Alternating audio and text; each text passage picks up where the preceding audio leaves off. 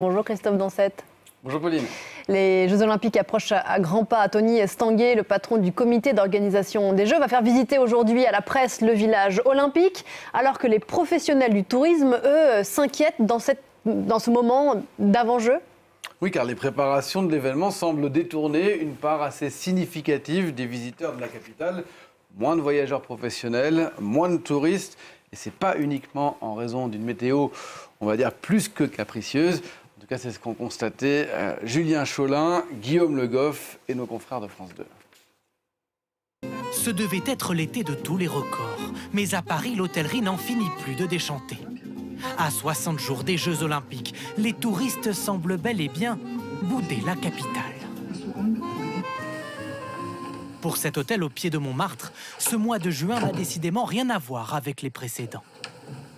Toutes les chambres sont habituellement louées à cette période de l'année. Et effectivement, aujourd'hui, on a tout le premier étage qui est fermé puisqu'on n'a pas de demande. L'hôtel n'est rempli qu'à moitié, contre 80% au moins les autres années. Et même en promotion, rien à faire, les chambres ne trouvent pas preneur. Je pense que l'effet Jeux Olympiques est contre-productif puisque, évidemment, tout est très cher. Je pense qu'on leur a expliqué que les restrictions de circulation allaient être compliquées, que le prix du billet de métro allait tripler, que la taxe de séjour avait triplé. Ajouter à ça une météo difficile, les gens ont moins envie de venir. Une situation vécue par la plupart des hôtels parisiens. L'année dernière, leur taux d'occupation dépassait les 90%, contre 78% cette année.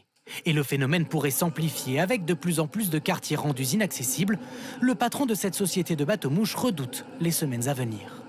Plus les travaux avancent, plus ça devient compliqué. Quand vous voyez par exemple les autocars, c'est des clients qui ont un timing à respecter. Et bien sûr, ça peut dissuader de venir jusqu'à certains sites qui sont au cœur de Paris. Pas de quoi gêner pourtant cette touriste américaine. Elle y voit plutôt une chance. Je ne savais même pas que les JO avaient lieu en France. C'est fou, quelle coïncidence. Les JO seront ici, moi je peux les regarder préparés avant de voir tout ça à la télé. Les professionnels de l'hôtellerie misent à présent sur l'effet vitrine des JO pour remplir de nouveau leur carnet de réservation dans les mois à venir. Alors, est-ce que ces chiffres sont inquiétants, Christophe ? Alors pas forcément, car beaucoup d'hôtels ont augmenté leur prix par rapport à l'année dernière. Parfois, ils l'ont même doublé.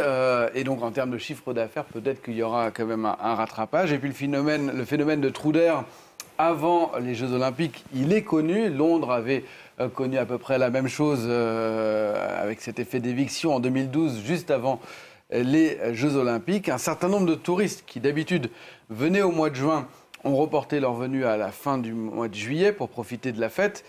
C'est le cas notamment des Américains.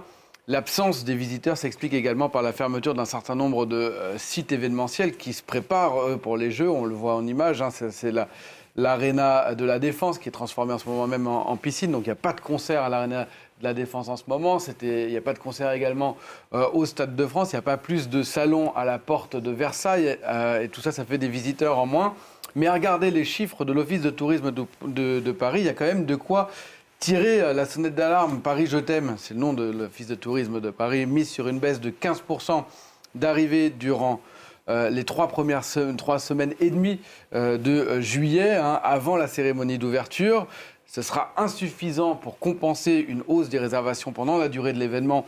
On voit cette hausse de 11% pendant la durée de l'événement. Sur la totalité de l'été, pour l'instant, les professionnels prévoient une baisse de près de 4% par rapport à l'année dernière. Et la situation politique actuelle n'arrange rien, avec des risques de grève déjà annoncés, par exemple à la RATP, de manifestations au lendemain de l'élection de ce dimanche, avec déjà un certain nombre d'annulations. Et il y a aussi des turbulences chez les compagnies aériennes. En particulier Air France KLM, qui hier, dans un communiqué, constatait, je cite, un comportement significatif d'évitement de Paris. La capitale enregistrant un trafic inférieur à celui attendu, moins important surtout que d'autres villes européennes. Le phénomène est accentué par les Français qui, eux, pour certains, ont décidé de reporter leur départ en vacances après les Jeux, histoire aussi de goûter un petit peu à la fête. Air France s'attend à un impact important sur ses recettes, entre 160 et 180 millions d'euros de baisse pour la période juin-août 2024. Ironie d'histoire, Air France est partenaire des Jeux Olympiques, Preuve que transporter une partie des athlètes, des officiels ou encore des journalistes ne suffit pas à compenser la fuite de touristes qui ne veulent pas se retrouver dans les embouteillages parisiens. Merci beaucoup Christophe.